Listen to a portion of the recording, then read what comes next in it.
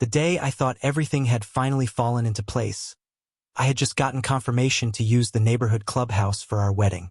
Paperwork done, dates confirmed, and even a friendly email from the HOA board giving the green light. My fiancé and I were thrilled. Finally, something smooth in the chaos of wedding planning. But across the street, storm clouds were brewing in the form of Karen, a board member and self-proclaimed guardian of all things HOA. She showed up at my door with that smug smirk, clipboard in hand, acting like she ran the whole neighborhood. "So I heard you're using the community clubhouse," she began, not even pretending to be civil. "You'll need to make me the guest of honor, and I'll be giving a speech. Also, my dog Pickles will need to be part of the bridal party." I thought she was joking. She wasn't. I told her absolutely not. This was our wedding, not some HOA showcase. That's when she dropped the threat. "Then I'll make sure you don't get to use the venue. I'm on the board. I can make that happen." I calmly pointed out the signed approval in my hand. Her expression twitched, but she wasn't done. She whipped out her phone and started tapping away like she was reporting a national emergency. By the next morning, the board received an urgent concern email accusing me of organizing an illegal rave filled with mysterious out-of-towners. Yes, really. She even slapped a fake, closed for maintenance sign on the clubhouse doors. No actual maintenance, no board approval, just Karen playing dictator. The board suddenly got cold feet. "Well, she does manage the clubhouse," one member muttered. "Oh, so now she was queen of the neighborhood?" That's when I realized this wasn't just about a wedding anymore. Karen had made it personal. This was a control game, and she thought she'd already won. But I wasn't backing down. I walked into the HOA office the next morning like I was leading a protest. I held up my signed forms and demanded answers. They shuffled in their seats and avoided eye contact. "Karen said it was a festival," someone mumbled. "That requires a vote." "A vote? Since when did a private wedding need a vote?" "Fine. If it was war she wanted, then I wasn't bringing flowers, I was bringing facts." That night, I sent the board a digital file packed with everything. Approvals, timestamps, emails from the previous board, and for extra spice, screenshots of Karen's dog's Facebook page where she'd posted, "Can't wait to crash their backyard wedding LOL." Yes, her dog has a Facebook page. No, I don't know why. Then I went door to door. I didn't need everyone, just enough people who were already sick of Karen. One neighbor said she'd been fined for having the wrong kind of bird bath. Another said her garden gnome got flagged for being provocative. We had a common enemy. By the end of the week, 20 neighbors signed a petition backing my right to use the space. I handed it to the board with a smile that practically screamed, "Try me now."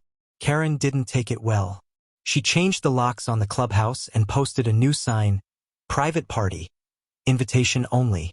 Then she held her own fake event with her poodle and 3 wine-soaked friends. They sat in there for hours, clinking glasses of boxed rose, doing nothing but stopping me from setting up. Could have flipped out. Instead, I smiled, because while Karen was busy sipping wine in an empty clubhouse, I was working on the real plan.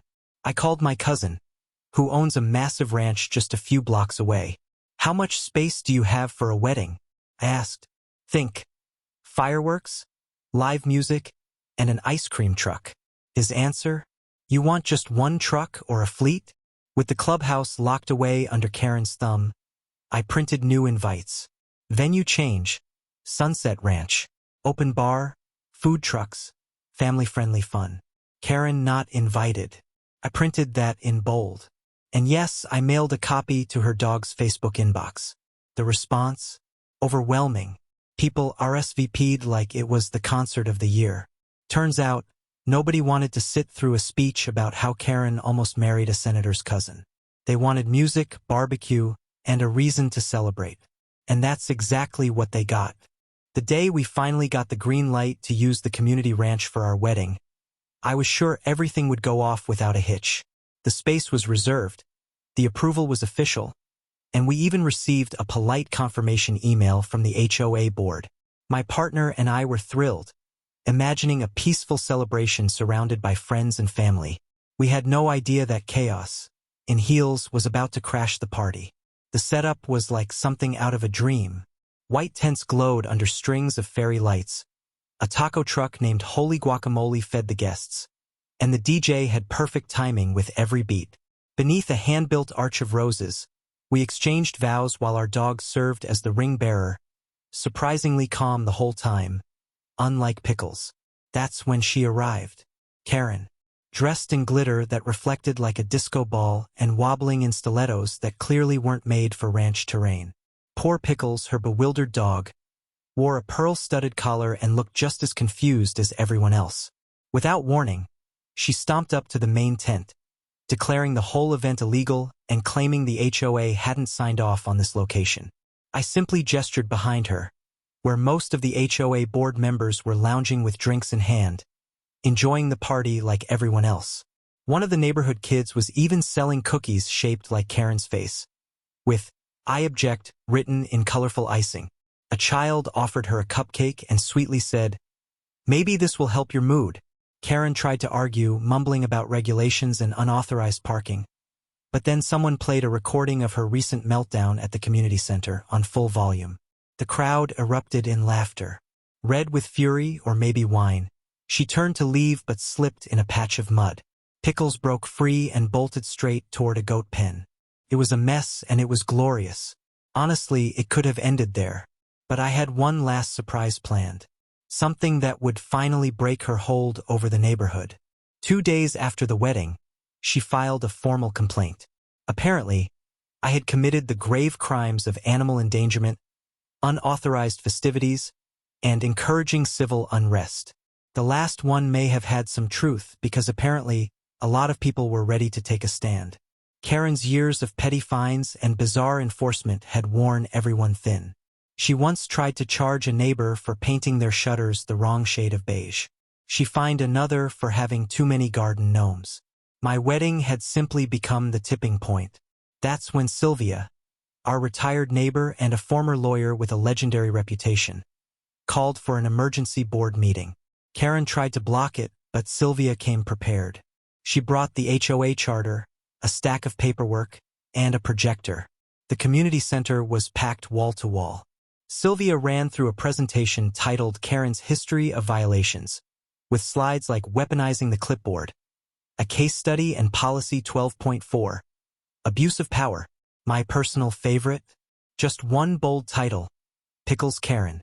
Karen tried to argue that she was merely protecting the standards of the neighborhood, but someone had printed out photos from her unauthorized VIP event and plastered them on poster boards like courtroom exhibits. Then came the knockout blow. Sylvia revealed that Karen had never refiled the paperwork to remain on the HOA board. Legally, she hadn't even been part of it for months. The room fell silent. Karen froze. A vote was called right then and there. It was unanimous. She was stripped of any committee involvement and banned from the clubhouse for 6 months, pending a review of her behavior. Before she left, Sylvia handed her a clipboard labeled "Timeout." Someone captured her stumbling out to her car, shouting that the whole neighborhood was toxic, just as Pickles lifted his leg on her front tire. The wedding? Still a local legend. A few neighbors framed the novelty Karen cookies. And the HOA? Much calmer these days. I even got a handwritten thank you from the board for bringing critical issues to light. It's still on my fridge next to our wedding photo. My spouse, our dog, and me happy, free, and finally Karen-free.